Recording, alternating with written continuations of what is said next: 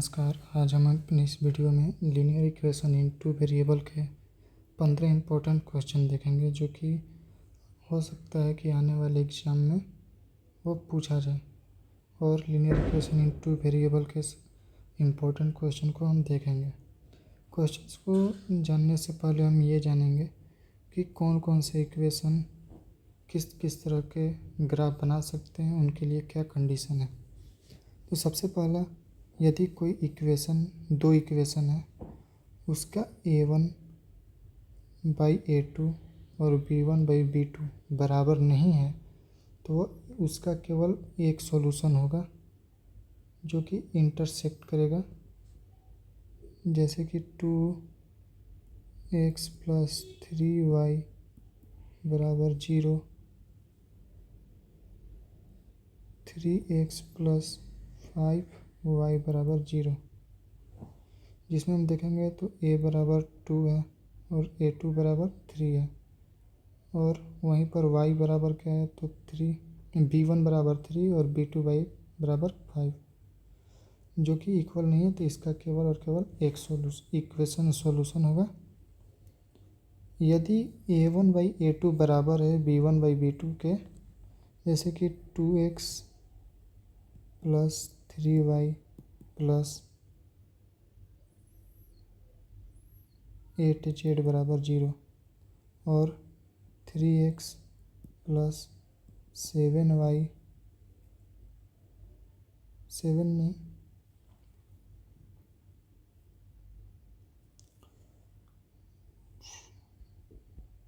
Sorry दूसरा equation लेंगे 4x plus 6y plus 9z बराबर 0, जिसमें हम a1 बराबर 2 और a2 बराबर 4 है, वहीं पर b1 बराबर 3 है और b2 बराबर 6 और c1 बराबर 8 है और c2 बराबर 9। इसको कटाएंगे तो 1/2 1/2, तो जिसमें हमें देखने को मिला कि a1 by a2 equal to b1 by b2, लेकिन c1 बाई c2 बराबर नहीं है। तो इसका मतलब कि इसका जो ग्राफ होगा वह उसके लाइन जो है पैरेलल जाएंगे।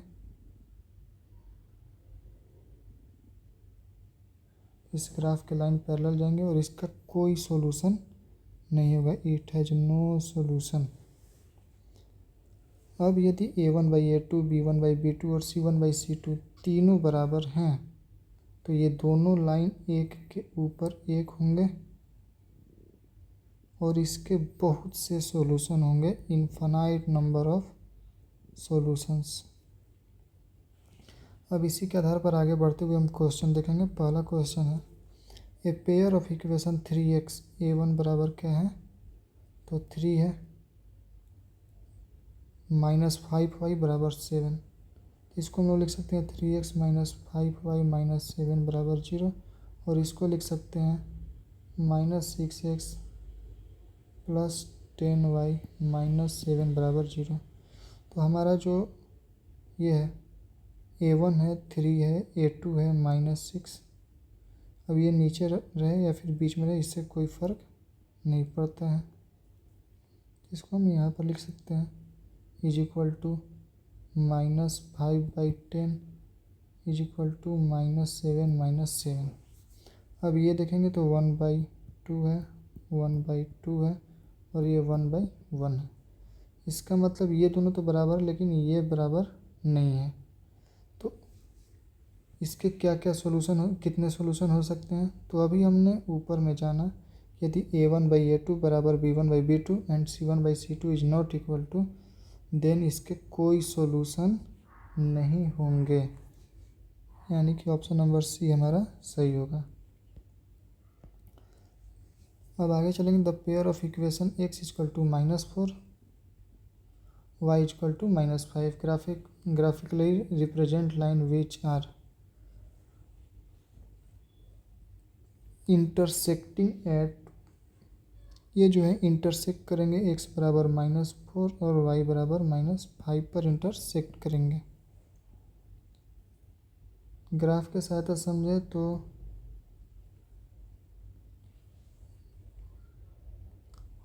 x बराबर -4 यहाँ पर आएगा जो कि और y बराबर -5 इधर आएगा, जो कि इधर से आके यहाँ पे इंटरसेक्ट करेंगे, जिसका पॉइंट -4 -5 होगा। आगे चलेंगे, x बराबर a y बराबर b is the solution of the equation x plus y बराबर 5 एंड 2x प्लस 3y बराबर 4। Then the value of a and b। x का मान दिया है a और y का वैल्यू दिया है b। तो इक्वेशन का हल सॉल्यूशन करते हुए हमें a और b यानी कि x और y का वैल्यू निकालना है। तो हम 2x माइनस 3y बराबर 4 और x प्लस वाई बराबर 5 लेंगे। इसमें से नीचे वाले में 2 से मल्टीप्लाई करेंगे तो 2x और ये 5 इंटू 2 10 हो जाएगा। घटाएंगे तो ये तो कैंसिल आउट, और -3y माइनस 5y -2y तो -5y बराबर 4 में से 10 गया -6। तो हमारा, और ये अब नीचे -5 प्लस y तो y बराबर 6/5। y बराबर क्या है 6/5। अब y बराबर 6/5 का वैल्यू पुट करने पर किसी एक में रख देंगे। तो x प्लस वाई बराबर 5 है, तो x प्लस y का वैल्यू मिल गया हमें 6/5 है बराबर 5। तो ये इधर से इधर आएगा, तो x बराबर 5 माइनस 6/5 LCM 5, और ये हो गया 25 माइनस 6 यानी कि 19/5। एक वैल्यू मिला हमें 19/5 और एक 6/5, तो हमारा ऑप्शन हो गया D. The graph of the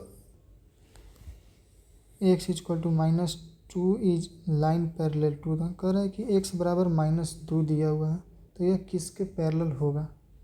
तो यदि केवल x का वैल्यू दिया है तो ये y एक्सिस के पैरेलल होगा, और y का वैल्यू दिया तो x एक्सिस के पैरेलल होता है, क्योंकि इसमें हम -2, 0 लिख सकते हैं, जो कि y एक्सिस के पैरेलल ही होगा। आशा है ₹1 एंड 2 कॉइन्स विथ हर। आशा के पास 1 रुपया और 2 रुपये के सिक्के हैं। If the total number of coin that she has is 50, और कुल मिला के कुल सिक्कों की संख्या, कुल सिक्कों का अगर मूल्य जोड़ दिया जाए, कुल सिक्के यदि जोड़ दिया जाए तो उसके पास 50 सिक्के हैं। तो 1 रुपये के सिक्के को हम लोग x मान लेते हैं और 2 रुपये के सिक्के को y मान लेते हैं, तो x प्लस वाई बराबर 50 हो जाएगा। The amount of money with her is 75, और उसके पास कुल सिक्का जो है वह 75 रुपये है, यानी कि x प्लस 2y बराबर 75। देन द वैल्यू ऑफ एक नंबर ऑफ 1 एंड 2, तो x और y का वैल्यू निकालना है। तो इक्वेशन 2 में से 1 को घटा देंगे तो x प्लस 2y बराबर 75, x प्लस वाई बराबर 50, माइनस करेंगे तो ये कैंसिल आउट, y बराबर 25। y बराबर क्या मिल गया 25। अब x प्लस वाई बराबर 50 है, तो y का वैल्यू क्या है, तो 50 में से 25 घटेगा तो क्या आ जाएगा 25, तो हमारा ऑप्शन 25 है, 25 हो जाएगा।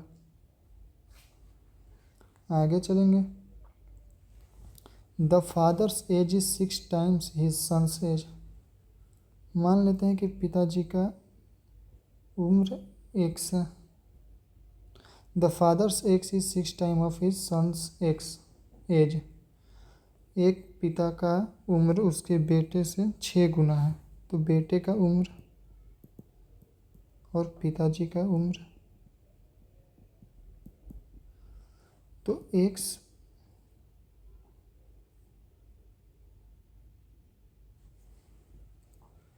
अब इसको हल करना है, तो इसमें y बराबर 6x 4 ईयर्स हेंस, मतलब कि 4 साल के बाद, यानी कि y प्लस 4 बराबर x प्लस 4, दोनों में 4 4 साल जोड़ देंगे तो इक्वेशन 1 में वैल्यू पुट करेंगे तो y प्लस 4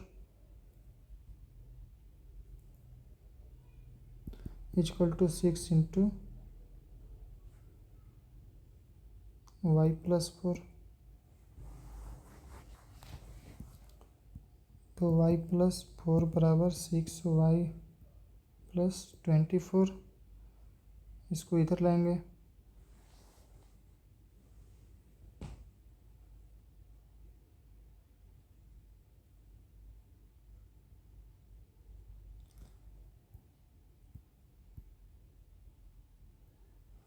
जब इसको इधर लाएंगे तो हमें मिलेगा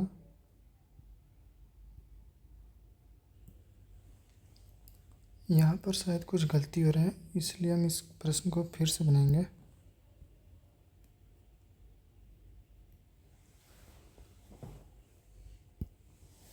मान लेते हैं कि जो पिताजी का उम्र है फादर x है और बेटे का y है, तो करेंट एज क्या हो गया? तो पिताजी के उम्र के 6 गुना है बेटा, लेकिन प्रश्न में कह रहा है कि 4 साल के बाद, तो x plus 4 is equal to 6 into y plus 4, क्योंकि बेटा भी 4 साल बड़ा होगा। अब एक प्रश्न के अनुसार चलेंगे तो x प्लस 4 बराबर 6 इंटू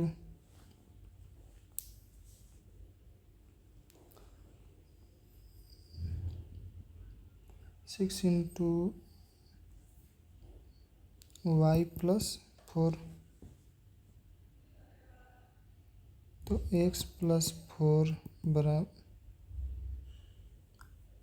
सॉरी थोड़ा सा मिस्टेक हो रहा है, शायद कहाँ मिस्टेक हो रहा है देखते हैं। यहाँ पे गलती क्या हो रहा है कि हम लोग ने क्वेश्चन को अच्छे से पढ़ा नहीं।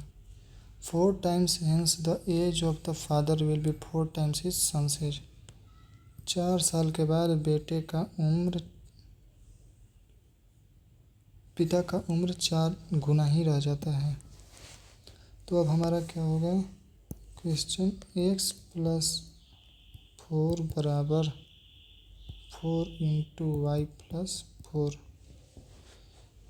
अब क्वेश्चन के अनुसार चलें, इसके अनुसार चलेंगे तो x प्लस 4 बराबर 4y प्लस 16। तो y को एक तरफ करते हैं तो x माइनस 4y बराबर 16 माइनस 4 12 हो जाएगा। इसको इक्वेशन 1 मान ले, इसको 2 मान ले, या फिर किसी में किसी का वैल्यू भी पुट कर सकते हैं। तो x का वैल्यू क्या है? तो 6y माइनस 4y बराबर 12। तो 2y बराबर 12, तो y बराबर 6। अब बेटा कितना है? 6 साल का, तो बाप कितना हो जाएगा? 36 साल का। आगे चलेंगे 7वें क्वेश्चन में। The sum of the digits of 2 digit number is 9।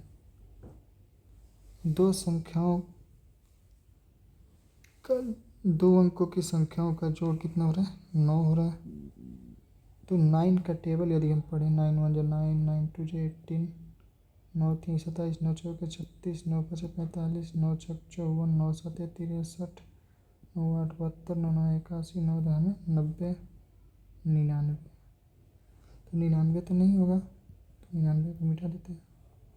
बाकी इन सब और ये जो 9 है ये भी, तो इन सभी संख्याओं का जोड़ 9 होगा। If 27 is added to it the digit of the number get reverse.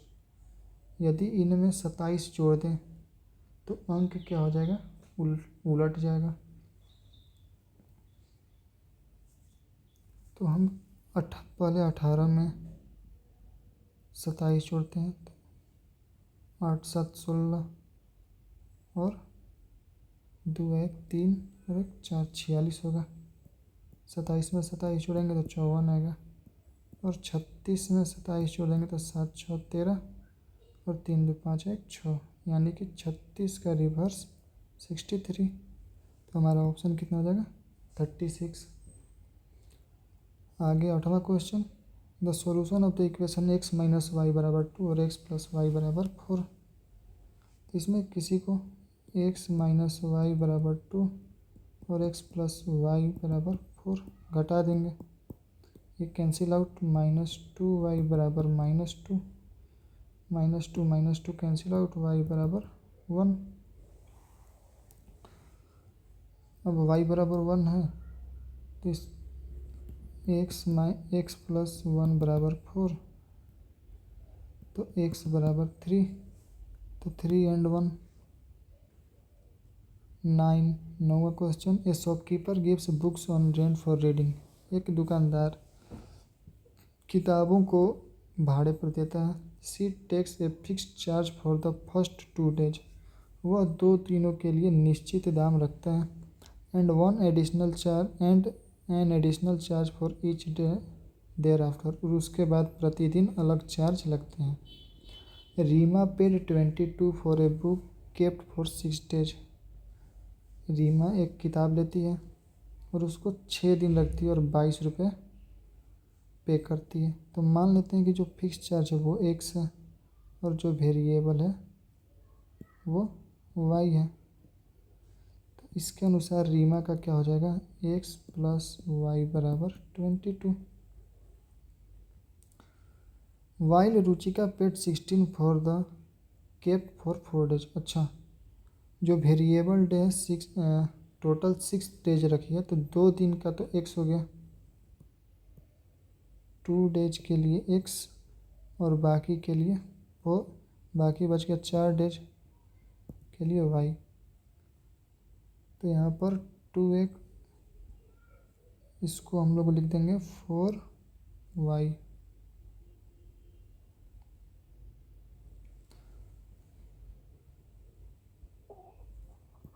To x plus 4y बराबर 22 और 2x प्लस रुचिका कितने दिन के लिए किताब ले रही है, तो 4 दिनों के लिए रही है, तो 2x प्लस 2y बराबर 16 घटा देंगे, तो 2y बराबर 16 में 22 में से 6 गया 6, यानी कि y बराबर 3। जो वेरिएबल डे है वो उसके लिए 3 रुपये का चार्ज कर रहा है। The angles of a triangle are x y and 40। एक ट्राइंगल है, एक x है, एक y और एक 40 डिग्री है। हम जानते हैं कि x plus y plus 40 degree बराबर 180। ये ट्राइंगल का प्रॉपर्टीज है। The difference between the two angles x and y is 30 degree और x माइनस वाई बराबर 30 डिग्री दिया हुआ है। तो x प्लस वाई बराबर हमारा इक्वेशन निकल के आएगा 140 डिग्री, क्योंकि x ये इधर आएगा तो माइनस में हो जाएगा, तो 180 में से 40 गया 140। तो हमारे पास एक इक्वेशन और ये दूसरा इक्वेशन बच गया। तो x प्लस वाई बराबर 140 और x माइनस वाई बराबर 30। ये कैंसिल आउट, ये माइनस माइनस प्लस हो जाएगा, तो 2y बराबर 110, y बराबर 55 डिग्री आ गया।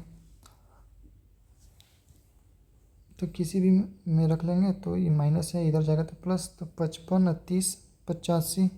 तो ऑप्शन नंबर सी हमारा सही होगा। The system of equation 2x minus 3y बराबर 7। a1 and 4x minus 6y बराबर 14 है जो बताना है। तो a1 है 2 और a2 है 4। -3 -6 बराबर 7/14। ये 1/2, ये 1/2, ये हो गया 1/2, तीनों बराबर है। तो इसके बहुत से सॉल्यूशन निकलेंगे, क्योंकि हम अभी जाने कि a1/a2 b1/b2 equal to c1/c2 यदि होगा तो इनके मेन ही सोल्यूशन होंगे, क्योंकि दोनों जो लाइन है वो एक पर ही लाई करेंगे। If the lines are represented by the pair of equation 2x minus 3y बराबर 5 बराबर एंड 4x माइनस 6y बराबर 10 are perpendicular, then the value of x is, x का वैल्यू निकालना है। तो 2x माइनस 6y बराबर 10, 2x माइनस 3y बराबर 5 घटा देंगे, कैंसिल आउट, माइनस माइनस ये प्लस माइनस, तो minus 6 plus 3y minus 3y बराबर 5, तो y बराबर 5/-3 माइनस 5/3, 2x माइनस 3 इंटू 5/3 बराबर 5, ये कैंसिल आउट, तो 2x बराबर 5, 2x बराबर 0, x बराबर भी क्या आ जाएगा 0।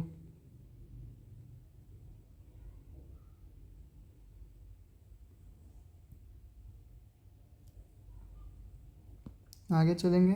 If a pair of linear equation has no solution then the lines are, यदि किसी लीनियर इक्वेशन का सॉल्यूशन नहीं है तो उसका लाइन क्या होगा, एक दूसरे के पैरेलल होंगे, तभी कोई सॉल्यूशन नहीं मिलेगा।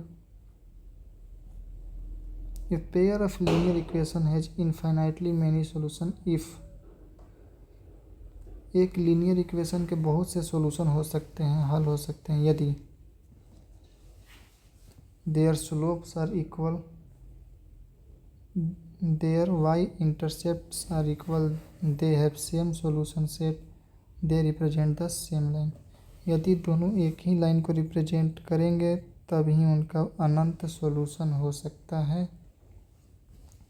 If the graph of a linear equation in two variable is, the graph of linear equation in two variable is, linear equation का ग्राफ कैसा हो सकता है टू वेरिएबल में, तो यह कैसा होता है, लाइन होता है। पॉइंट किसी स्पेसिफिक पॉइंट के लिए होगा जिसका या तो x कोऑर्डिनेट या फिर y कोऑर्डिनेट 0 हो।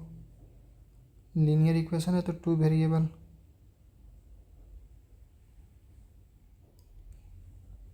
Thank you for supporting me and share.